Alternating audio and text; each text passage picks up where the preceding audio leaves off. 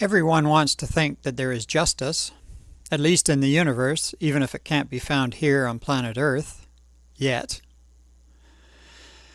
My claim of the first video in this series is that God is not involved with judgment or justice as it pertains to the 7 superuniverses. There is a video on this universe structure for those interested. So the basic understanding is that Father Prime Creator is pure love and nothing else.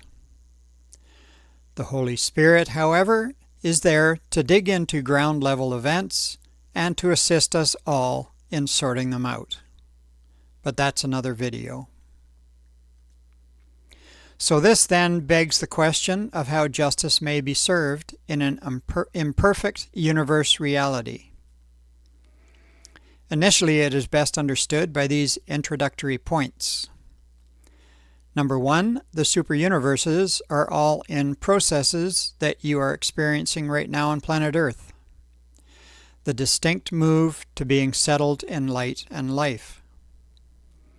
And number 2, therefore, there is a large majority of benevolence permeating from the overall structure of all the superuniverses, which, number 3, reduces the requirement for any judgment and justice administration as a regular occurring matter. I will get into the reasons why in this video. So, understanding the lack of need for justice, we first acknowledge the fact that free will and mercy is supreme. But this very fact brings forth the necessity of a solution, which is the karma paradigm. Karma simply means you don't get away with nothing. Anyone wishing clarity on this claim need only to observe all that is around them at this very time, and you will see more than enough evidence of this karmic cycle, especially as it gets more severe every day. The key point here is that this decaying cycle is no longer of interest to Mother Gaia. This fact is also evident. So this explanation up until now still leaves a gap in the presence of justice in the universe. In other words, what happens when things still go astray in the universe? What is set up to deal with it? As mentioned, this is a rare occurrence, as in the Lucifer Declaration of Liberty was only the 3rd attempt of disloyalty ever in our local universe. To understand the systemic administration of justice, we start with a Bible reference to the Ancient of Days. You will find 3 references in Daniel. From the Bible references, you will learn that this being is very old and sits on a throne, which is your first clue as to his exalted position. So for further comprehension, we then go to the Urantia book, where we find out about the Ancients of Days. There are many various levels of beings in the grand universe. Many are listed in the Urantia book.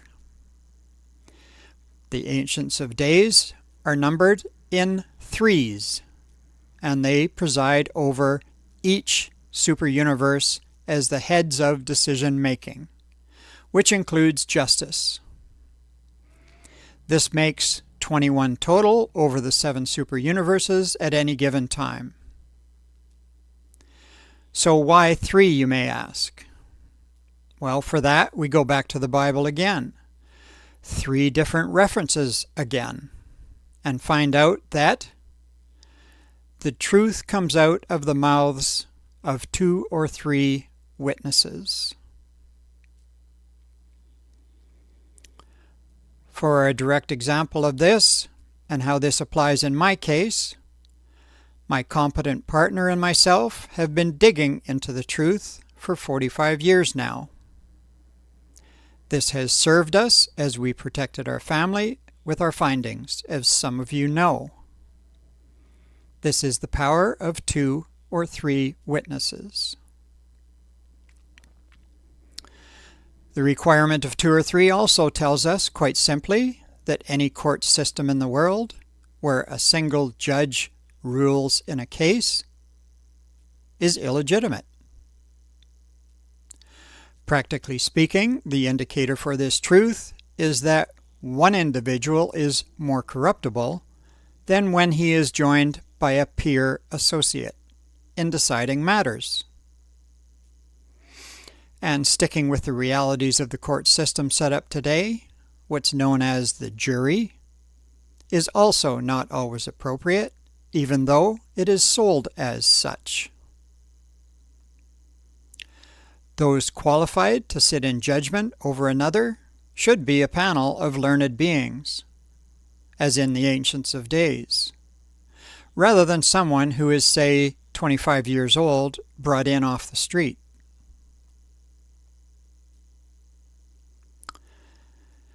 So to move on with this video, I will go into the topics of error, sin, evil, and iniquity, because they're definitions to serve to look at the results of Lucifer's declaration and its effects, which are in front of us today. Here are the definitions. The deliberate choice of evil constitutes sin. The willful rejection of truth is error. The persistent pursuit of sin and error is iniquity. This is the level where beings like Lucifer fit in. It is understood that these acts and behaviors also are not ever conducted in a vacuum, where truth and reality are nowhere to be found. They are indeed intentional decisions of a powerful free will. So with this in mind, we look at the being, known as Lucifer, as the prime example when judgment and justice had to be utilized within our superuniverse. Lucifer was a divine origin administrator of our system. He was in the top 100 of over 700,000 of his kind.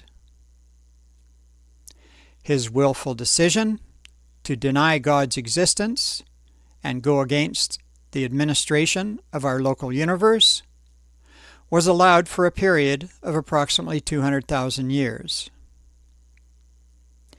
This period of freedom, by way of the gift of free will, came to an abrupt end. Quote from the Urantia book, "And when Jesus came down from his sojourn on Mount Hermon, the Lucifer rebellion was virtually settled." End quote.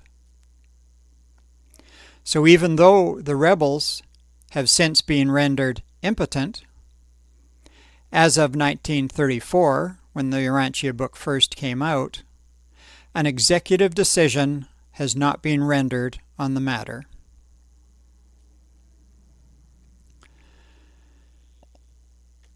So in conclusion, I would submit that while it can be easily proven that elements of our current system in the 3D reality are driven by long ago removed sources of evil, all allegiances to this influence are on a shortened timeline. All indicators point to a certain transformation of planetary status. As mentioned, it is known on an evolutionary planet, such as ours, as being settled in light and life. This is an imminent process, and once established, it is eternal. May peace, truth, and freedom be with you. truth is freedom.